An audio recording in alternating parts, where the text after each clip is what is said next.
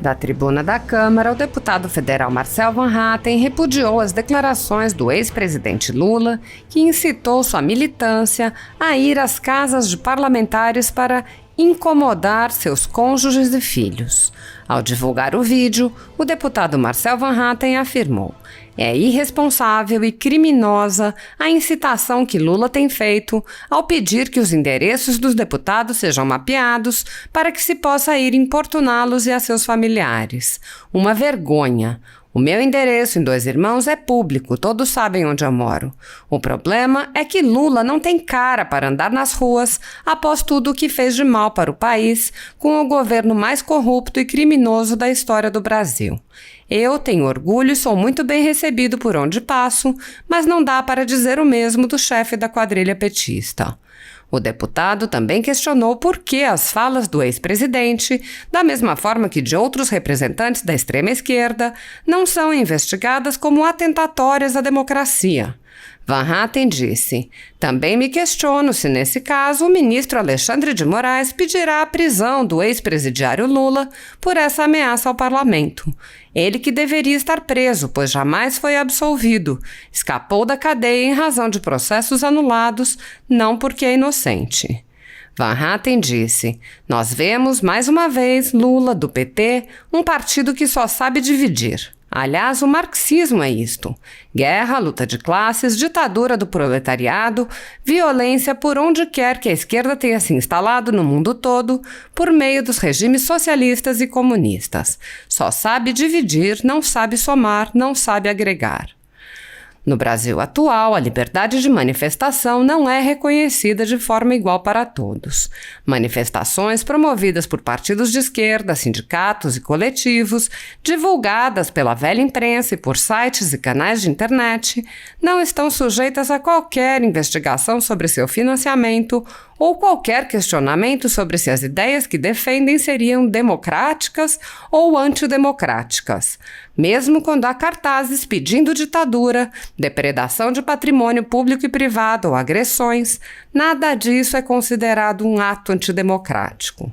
No dia 7 de setembro de 2021, milhões de pessoas foram às ruas para pedir liberdade e respeito à Constituição, incluindo a liberdade de expressão, a liberdade de culto, a liberdade de ir e vir, entre outras. Essas manifestações pacíficas tornaram-se alvo de inquéritos sigilosos, alimentados por notícias da velha imprensa, nos quais manifestantes e jornalistas que cobrem as manifestações são perseguidos, presos, censurados e têm seus bens apreendidos. A renda da Folha Política está sendo confiscada a mando do ministro Luiz Felipe Salomão, ex-corregedor do TSE, com respaldo e apoio de Luiz Roberto Barroso e Alexandre de Moraes. A decisão, que vem sendo mantida pelo atual corregedor, confisca de forma indiscriminada todas as receitas advindas do YouTube, indicando claramente que a intenção não é a de excluir conteúdos específicos, mas sim de calar o canal e eliminar a empresa. Se você apoia o trabalho da Folha Política e pode ajudar a evitar que o jornal seja fechado, doe por meio do Pix, cujo QR Code está visível na tela, ou por meio do código ajude@folhapolitica.org. Caso não utilize Pix, há a opção de transferência bancária para a conta da empresa Raposo Fernandes, disponível na descrição deste vídeo e no comentário fixado no topo. Há quase 10 anos, a Folha Política vem mostrando a realidade da política brasileira e quebrando barreiras do monopólio da informação. Com a sua ajuda, poderá se manter firme e continuar a exercer o seu trabalho. Pix ajude@folhapolitica.org. Assista! Na mesma linha da fala do deputado Luiz Lima, eu quero aqui lamentar profundamente as manifestações irresponsáveis e criminosas do ex-presidiário Lula da Silva, quando diz que é preciso mapear os endereços das casas dos deputados, ir lá na casa dos deputados e incomodar as esposas, os filhos. Vê se tem cabimento uma coisa dessa, presidente. Aliás, mapear os endereços dos deputados, meu endereço é público. O presidente Lula, se quisesse um dia a Dois Irmãos, certamente bem-vindo não é, mas se quisesse entraria ali pela Irineu Becker, terminaria a rua entraria à direita, na segunda quadra viria minha casa, poderia perguntar para qualquer pessoa na rua onde mora o Marcel. O problema é que ele não tem cara de andar na rua. Ele que vai ter problemas em andar na rua. Eu não, caminho livremente na rua, inclusive sou cumprimentado por onde passo. Felizmente, tenho feito um trabalho que tem me orgulhado aqui como parlamentar, porque tenho conseguido fazer cumprir aquilo que eu prometi na campanha.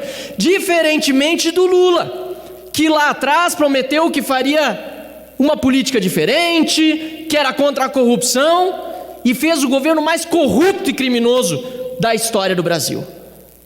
Que vergonha ouvirmos um presidente, ex-presidente da República, ex-presidiário, falar algo nesse sentido, ameaçando os parlamentares e ameaçando o coração da democracia, que é o parlamento, senhor presidente, o coração da democracia.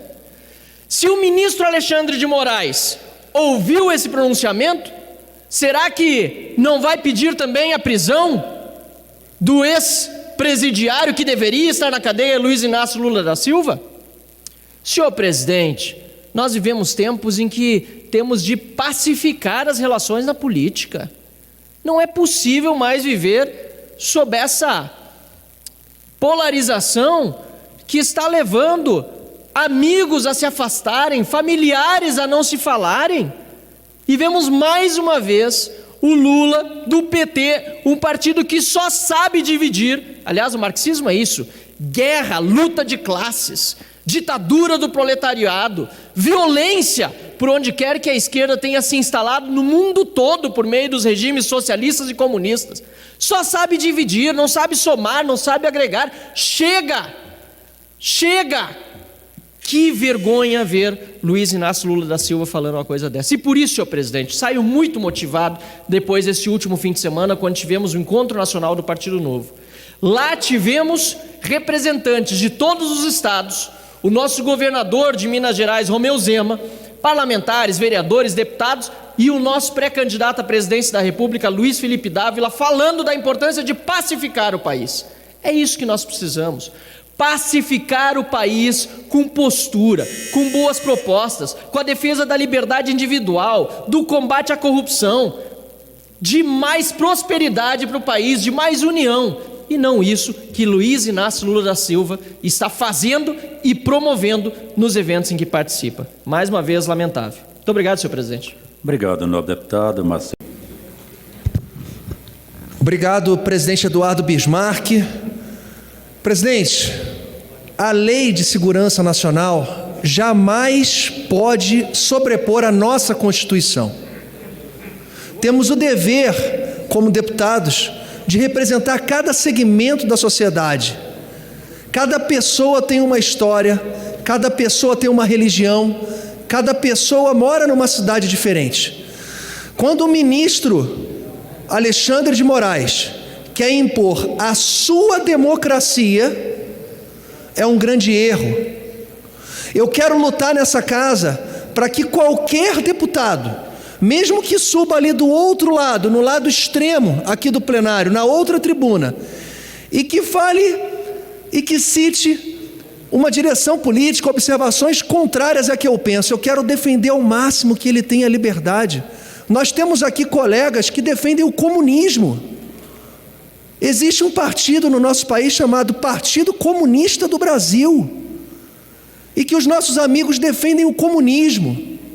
Eu não estou aqui defendendo o deputado Daniel Silveira, eu estou defendendo todos os parlamentares que são livres de pensar da forma como ele viveu, da forma como seus pais lhe passaram observações do nosso cotidiano, do nosso país. Eu posso discordar, Daniel, de alguma coisa que você falou, mas os seus eleitores concordam com você. 100 mil, 200 mil, 400 mil, quem sabe você vai ter mais de 500 mil votos no Rio de Janeiro.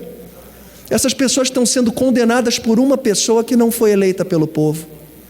Então é muito importante que a gente mude, Daniel, que você vença. O meu pai, falei ontem aqui, meu pai faleceu no dia 5 de fevereiro, 87 anos. Viveu muita coisa que esse país passou. Ele passou pelo regime militar, ele passou por uma recente democracia. Ele passou pela primeira era Vargas, de 30 a 45. Ele passou pelo retorno de Getúlio Vargas, em 51, eleito pelo povo.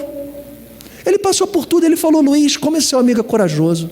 É essa coragem que você está trazendo orgulho. Você está trazendo orgulho para o cidadão.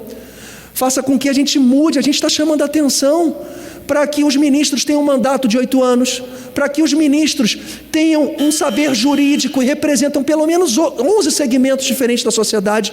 Não cabe, presidente Eduardo, o Supremo Tribunal Federal se comportar como um partido de oposição a nenhum governo. Se o PT estiver no governo, o Supremo não pode ser oposição ao PT. Ele tem que ser neutro. Ele tem que seguir o que a gente decide nessa casa.